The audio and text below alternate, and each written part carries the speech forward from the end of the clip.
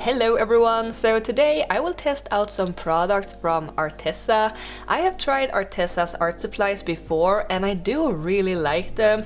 They are a good brand for both beginners and more advanced artists, where I believe I will end up somewhere in between. I will leave the link to their store in the description box below. Also, there will be a discount code for 10% off on your order. I will leave it here somewhere. So we have a set with 12 watercolor half pans, 24 woodless watercolor pencils, 24 watercolor tubes, and a set of 4 water brushes. As you may have figured out already, these are all different types and shapes of watercolors, but what is the difference between these things? I thought it could be fun to compare these and see what different qualities they all have, and maybe it can be helpful if you're trying to decide what kind of watercolor product you should choose. Just a little disclaimer, I am no watercolor expert at all. This will be more like a little art experiment. I will swatch all of these supplies and try to make some art with them so you can see what they look like, and I will share my personal opinion and thoughts about them.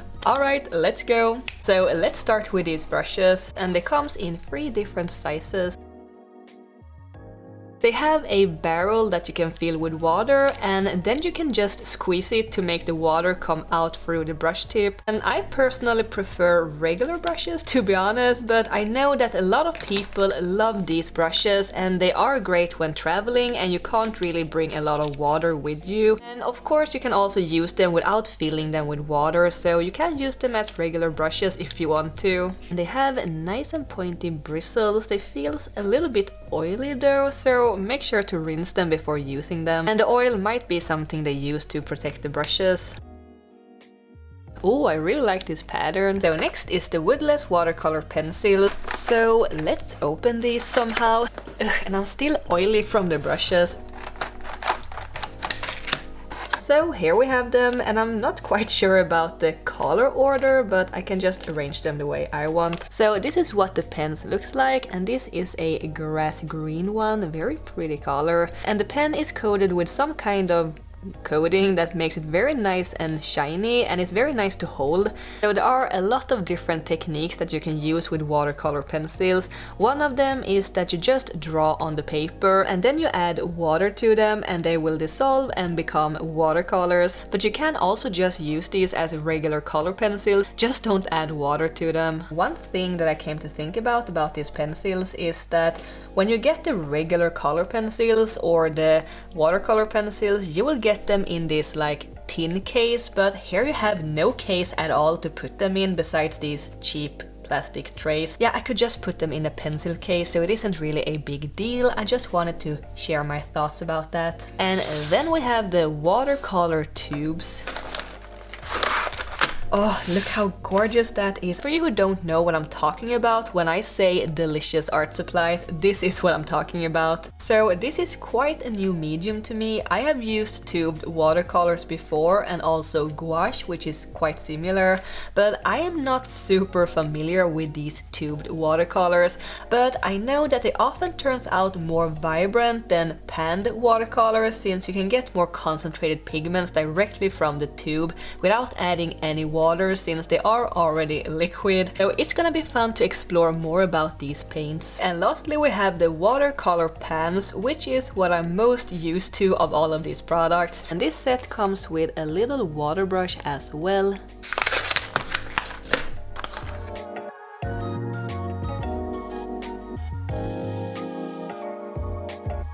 This is like the third packaging I'm opening to get into this. So we have this super cute little tin case with a hoop at the back that you can put your finger in and carry it around without dropping it.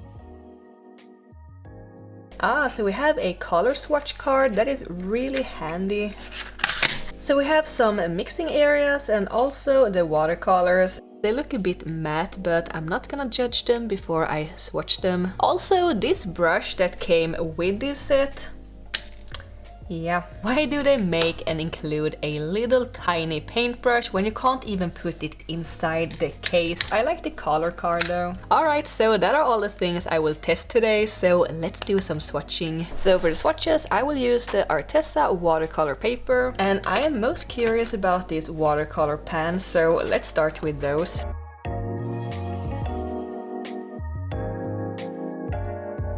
So yeah, here we have the Arteza watercolor pans, and I'm not super thrilled about the color choices we have here. And yeah, they look a bit chalky, but they also look quite vibrant. It is gonna be interesting to paint something with them and mix the colors together and see what they look like in an artwork. So, and now let's swatch the watercolor pencils. That's a little bit better. Always nice swatching the white one.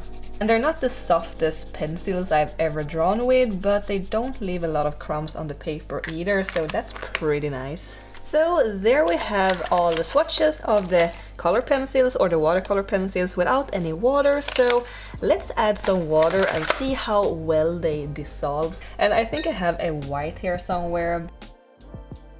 Yep, that's the white.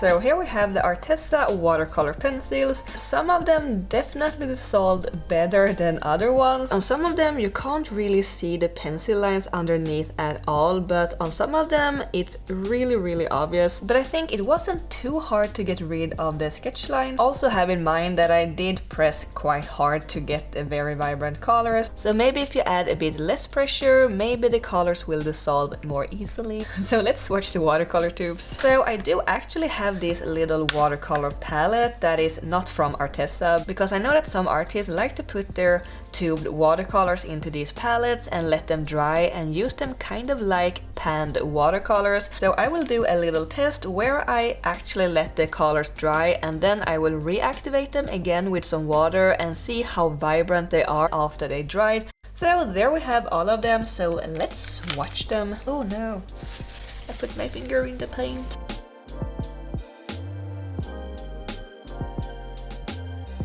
Oh, that's a very pigmented black. So here we have the Arteza tubed watercolors. So I do actually really like these. They are very vibrant. So here we have them all together, and as you can see, the watercolor pencils is definitely the least vibrant of these three, but also have in mind that this is one specific brand. There are other brands out there that may look different than these ones, but it is of course a matter of tastes. So I made 3 drawings or line art, and my printer isn't working, so these are all handmade. And I made similar pictures so it would be easier to compare the different paints. And these are all made on the Arteza watercolor paper. So I'm gonna start with the watercolor pans. I wasn't too thrilled about them at first when I swatched them, but when mixing them and painting with them, I really liked them. They mixed nicely and I could layer them without trouble, and they looked nice and pigmented. So yeah, I quite enjoyed working with them.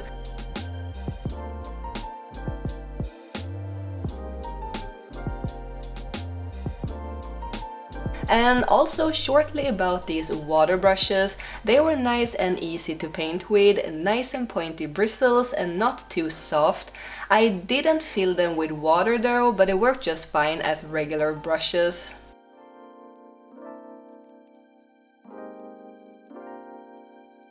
So what I like about watercolor pans is that it is easy to use the colors. If I need a little bit of green and a little bit of blue, I can just pick up a little paint with a paintbrush directly from the pans, and you don't have to worry about them drying because it doesn't really affect the paints. So you can practically have a set like this for years. And these tin cases are easy to bring with you when traveling or just going outside to paint. One con that I can think about could be that it is harder to get more pigmented colors sometimes, depending on what brand you're using. Some pans are harder than others and needs to be primed with water beforehand to get nice and creamy and pigmented. But I think that these Arteza paints were fairly easy to activate. Next I will try out the tubed watercolors. This medium I feel was the trickiest for me to use. Also have in mind that this is quite a new medium to me. What I noticed straight away compared to the panned watercolors is that even if I mixed the paint with a lot of water, it still came out very strong and vibrant and thick. And I like the translucent look with watercolors, and I feel like these are more opaque, but that might also vary from brand to brand. So a little paint really goes a long way here. And they were easy to layer, and the colors are super nice and pigmented.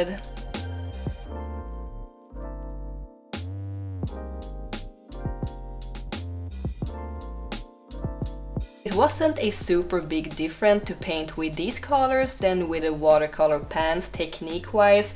The consistency was a little different, it was a little thicker as I mentioned.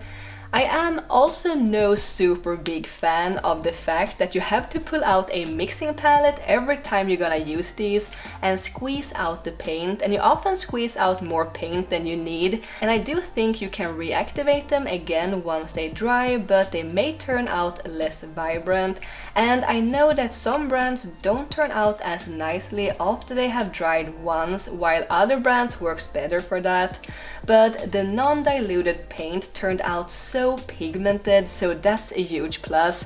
And I do also like that despite it being easy to waste the paint, it is also very easy to mix a lot of paint all at once if needed.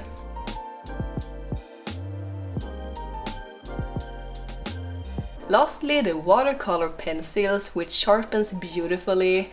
I've never been a super great friend of the watercolor pencils, mainly because I've never really figured out a good or efficient way to use them. It seems like a lot of double work to first lay down the color on the paper with a pencil and then having to go over them again with a paintbrush and water. But I can also see the benefits with being able to fully control where certain colors goes, and you can actually erase the colors before adding water to them, so it is easy to make changes. And it is also technically having two different art supplies in one. You will have both color pencils and watercolors, which I think is a huge plus. And I do like these woodless pencils. For the larger areas I could just tilt the pencil a little and draw with a wider side of the pencil nib, so I could faster fill in the area, and the colors dissolved very nicely, which I liked.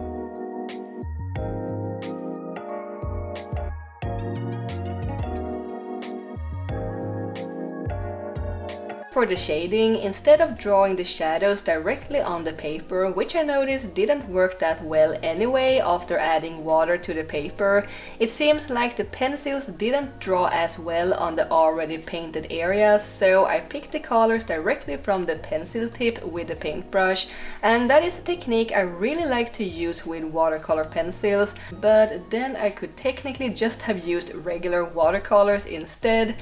The biggest downside with watercolor pencils, in my opinion, is that it is really hard to mix your own colors.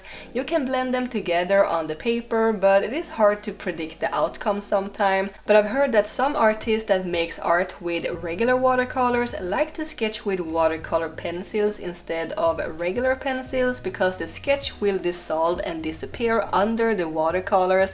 So that is also one way that you can use them. So here we have them all side to side, and here you can clearly see the different outcomes of the different watercolor mediums. The watercolor pans looks very light, not only light in colors, but the paint feels light and translucent, but still vibrant. I like how the paint created these textures in some spots. Then the tubed watercolors, they covered up the line art in some areas, so I may have to go over the lines again to fix that. But the colors are super vibrant and pigmented though, and the paint is more opaque and thick, so there is a little more gouache vibes on this one. Then the watercolor pencils, that looks like I took the pan version and just cranked up the saturation. The colors are very bright, it definitely turned out more vibrant than I first expected. The paints covered parts of the line art here too, but it is a very interesting and fun medium to work with. So also let's see how these dried Arteza tubed watercolors, if they can be reactivated again with some water, and how they look compared to the fresh paint. Let's see how this will go.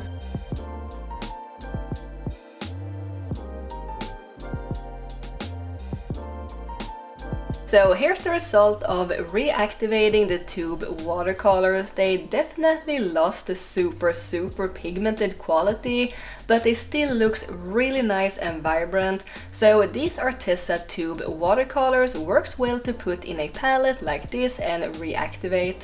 So I had a lot of fun making all of these pieces. The watercolor pans was my personal favorite, as you may have figured out, but I can definitely see the benefits with each of these mediums, and it is all about personal preferences. I'm not saying that one art medium is better than the other.